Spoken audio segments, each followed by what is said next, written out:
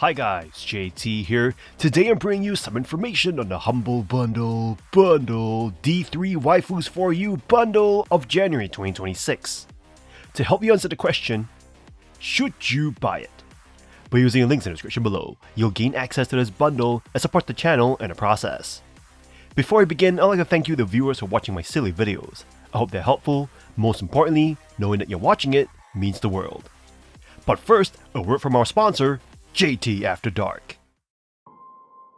You've read the threads, you've seen the warnings, but you haven't heard them like this.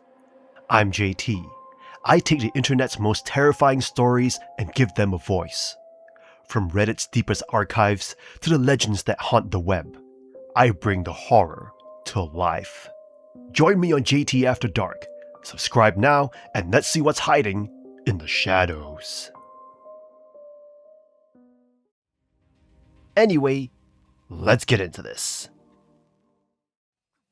At number 1 we have Full Metal Schoolgirl, a sharp cel-shaded roguelite from Yuke's that casts you in the dystopian 2089 Japan, where workers are commoditized cyborgs. You choose between 2 roboticized anime girls to marathon 100 floors of the Maternal Jobs Corporation, live streaming your ascent to a parasocial audience. While the satirical jab at corporate crunch culture is present, the plot quickly fades into the background, overshadowed by the chaotic, loot-heavy gameplay.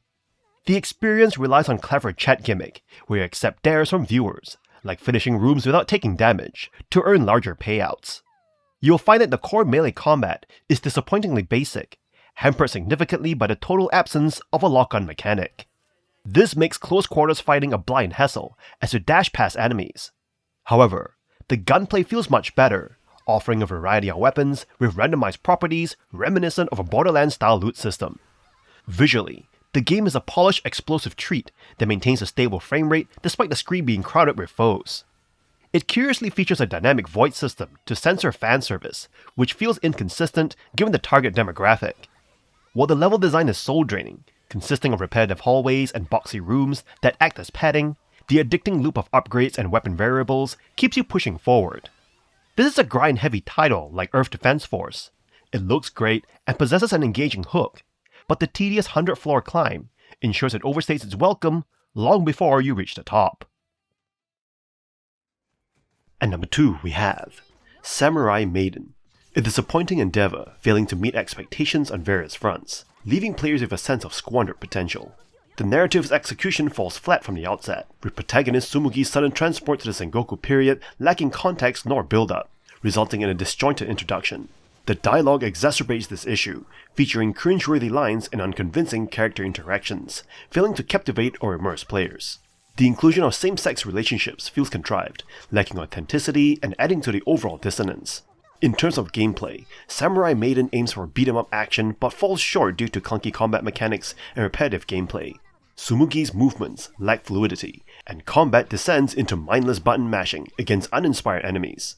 Boss encounters offer some challenge, but rely heavily on overwhelming numbers rather than strategic depth, leading to frustration. The addition of platforming and puzzles feels like mere distractions, contributing little to the overall experience.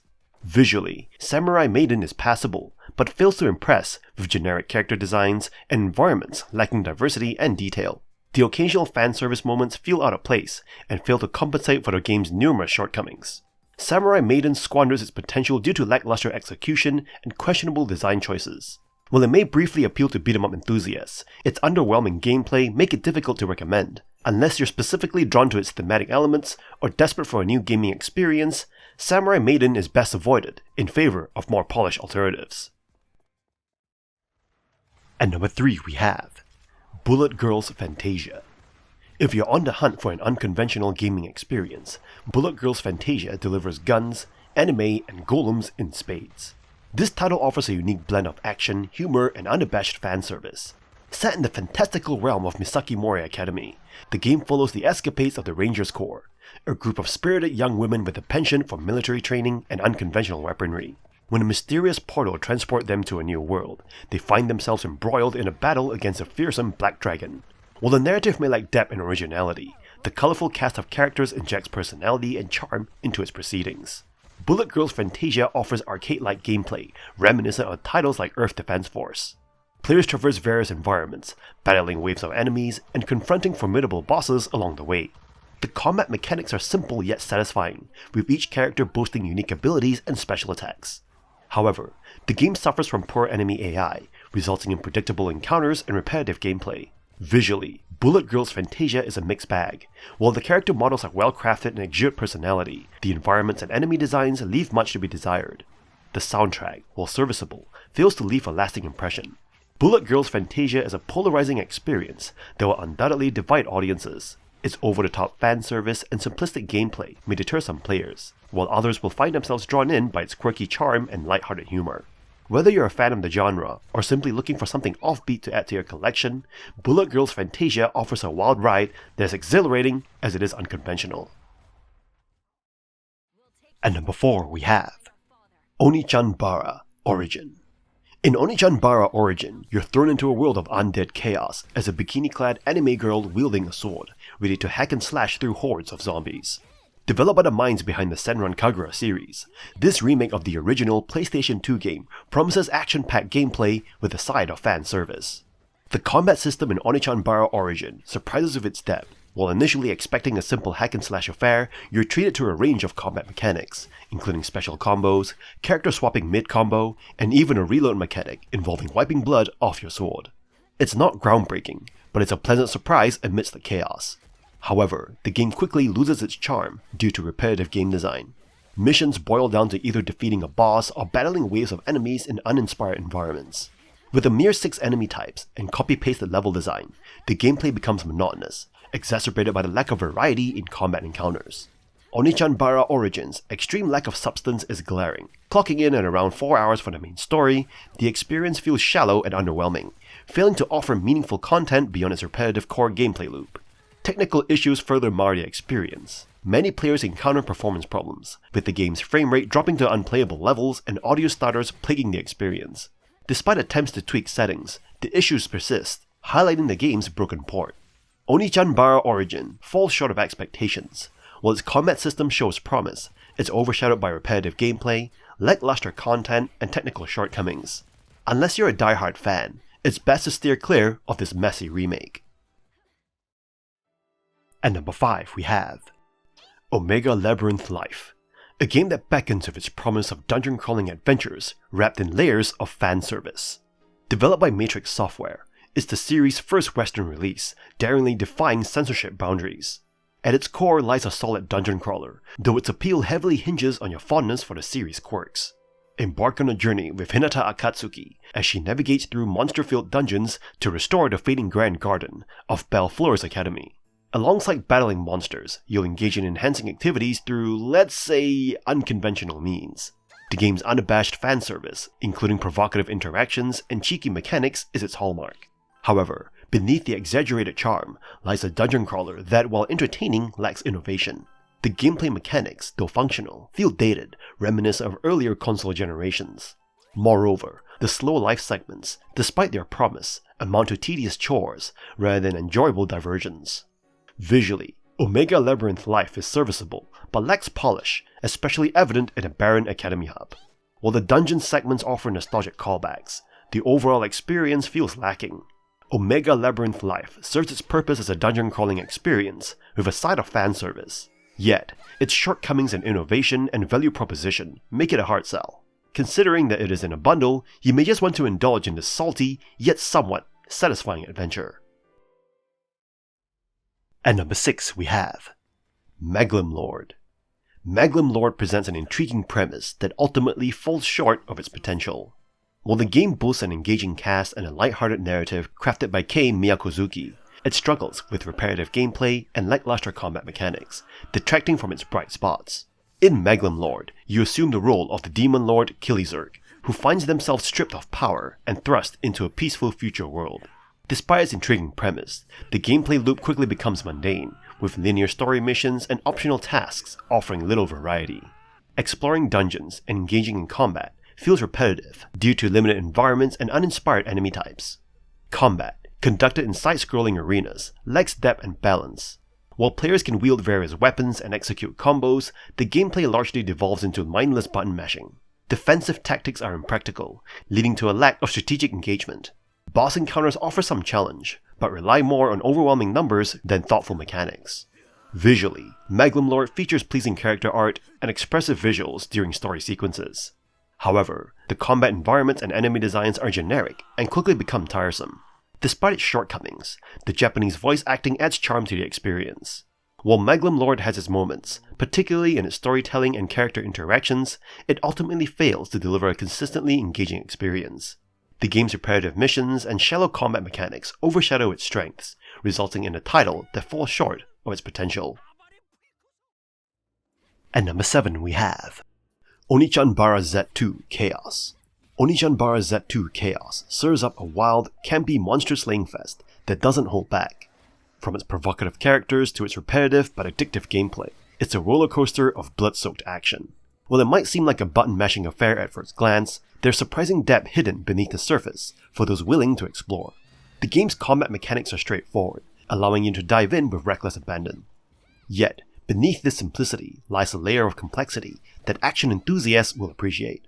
With 4 playable characters and a variety of weapons at your disposal, combat remains fast-paced and dynamic. Switching between characters and weapons mid-combo adds an extra layer of strategy, keeping the action fresh and inventive. However, Onechanbara Z2 Chaos isn't without its flaws. The camera can be frustratingly inaccurate, especially during encounters with larger enemies. Environments and enemy designs also leave much to be desired, often appearing bland or downright unattractive. Additionally, enemy AI feels lacking, failing to provide a substantial challenge. Despite these drawbacks, Onechanbara Z2 Chaos delivers on its promise of over-the-top action and risque humor. It's a game that knows exactly what it is, it doesn't pretend to be anything else. While it may not offer groundbreaking gameplay, its unabashed embrace of its own absurdity makes for an entertaining experience. If you're looking for a mindless but enjoyable romp through a zombie-filled world, Onechanbara Z2 Chaos has got you covered. At number 8 we have SG/ZH, Schoolgirl/Zombie Hunter. Schoolgirl/Zombie Hunter presents an enticing premise of battling zombies as schoolgirls, but falls short of expectations.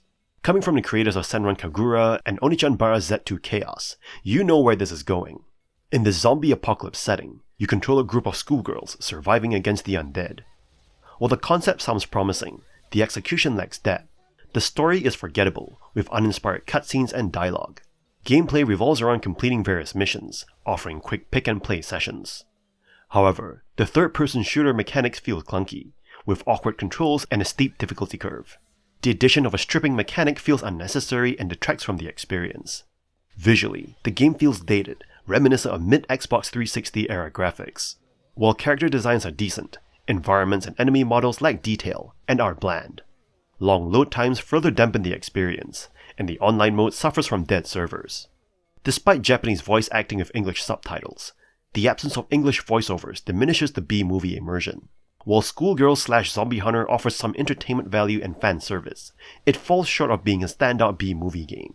While it may appeal to niche audiences, there are better options available, if ever so slightly, in this bundle, unless you're specifically seeking this type of experience.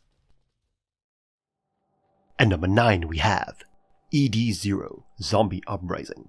In the realm of gaming, there exists a term known as kusoge, denoting crappy games with a cult following. ED0 Zombie Uprising epitomizes this concept, blending roguelike and Souls-like elements amidst feudal Japan's backdrop, yet falling short of its potential. The game's premise is intriguing, envisioning a fusion of roguelike exploration and Souls-like combat in a setting rich with Japanese folklore. The execution leaves much to be desired. While attempting to replicate Souls-like mechanics, ED0 Zombie Uprising falters with janky controls and erratic hit detection, undermining the gameplay experience. Although combat offers moments of satisfaction, survival elements such as a hunger meter detract from the enjoyment, leading to frustrating outcomes. Visually, the game resembles a relic from the past, with dated graphics and stiff character animations, reminiscent of older console generations. Despite maintaining a stable frame rate, the repeated assets and lackluster visuals contribute to its overall subpar presentation. Sound design fares no better, with occasional traditional Japanese music drowned out by poor sound effects and lackluster voice acting, further diminishing immersion. Despite its flaws, ED0 Zombie Uprising possesses a peculiar charm, appealing to enthusiasts of the so bad it's good gaming experience.